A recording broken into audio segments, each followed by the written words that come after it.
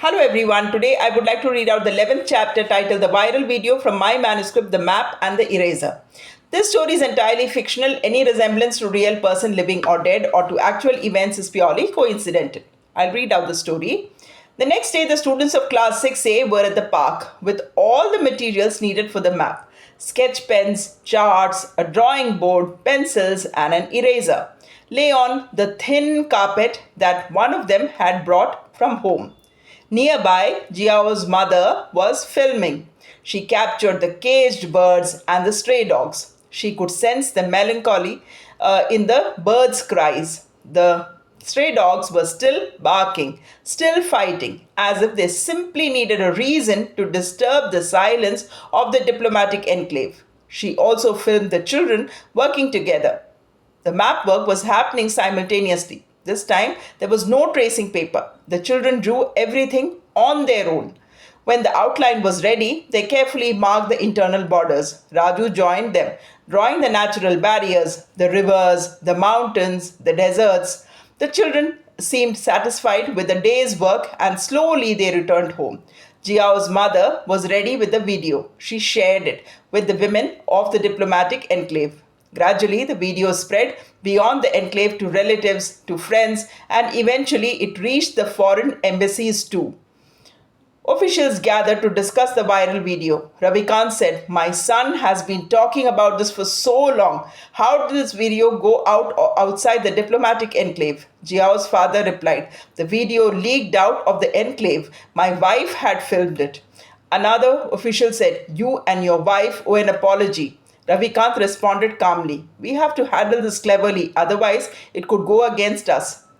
There was a commotion in the offices. Human rights authorities raised voices against the caging of birds and even the stray dogs. Marketeers joined in, launching campaigns like "Free the caged birds" and "Don't shoo them away, take care of them" for the stray dogs. Public relations campaigns followed. The video went viral on social media.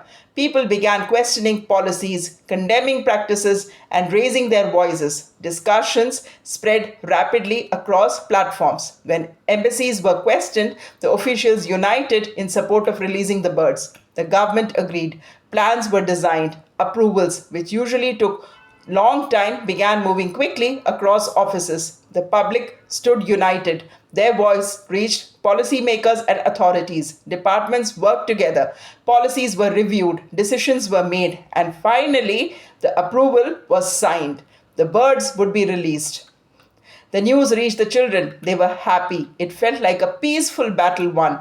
The map work still continued at the park. When they met again, Arun said, "Raju, you are a hero." Raju immediately replied, "We tried, but nothing worked. The credit goes to Jiao's mother. She filmed it well and the idea spread." Jiao said, "It's not about credit. Do you know the good news? My mother says the birds will be returned to their country with full honors and an apology note."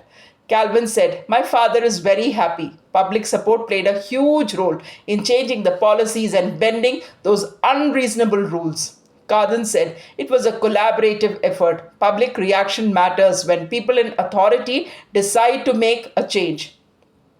It seemed as if the future decision makers were already preparing for the roles they would play. The map on the floor looked at them quietly. The borders were clearly marked.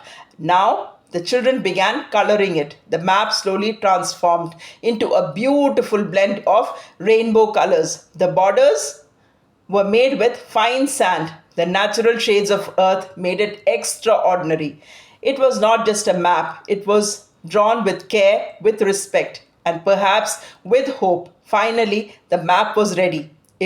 It no longer felt like an assignment. It looked like the world they dreamed of. The children said in unison, "This is how we see and want the future world to be." While diplomats prepared for the release of the birds, the children waited eagerly to submit their map and see their teacher's reaction.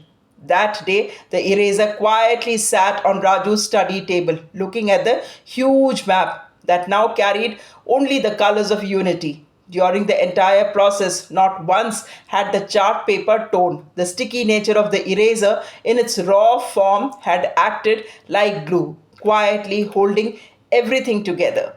That's all for the day. Do let me know your thoughts about the story by writing in the comment section. Thanks for watching and thanks for your time.